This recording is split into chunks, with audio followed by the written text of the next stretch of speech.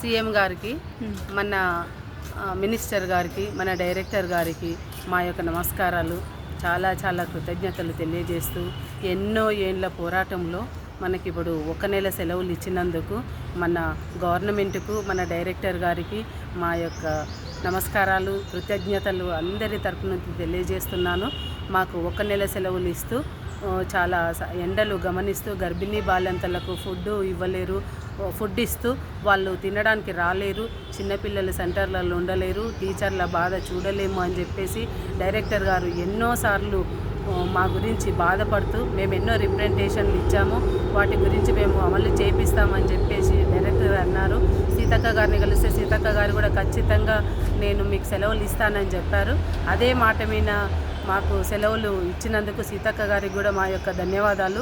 అక్క, మా ఇన్నేళ్ల పోరాటంలో ఈ మా కోరికను తీర్చినందుకు డైరెక్టర్ గారికి, సీతక్కకు, మా యొక్క సీఎం గారికి మా యొక్క ధన్యవాదాలు తెలియజేస్తున్నాము. ఇలాగే మావి మిగతా డిమాండ్స్ కూడా మేము ఒక్కొక్కటిగా చెప్తాము.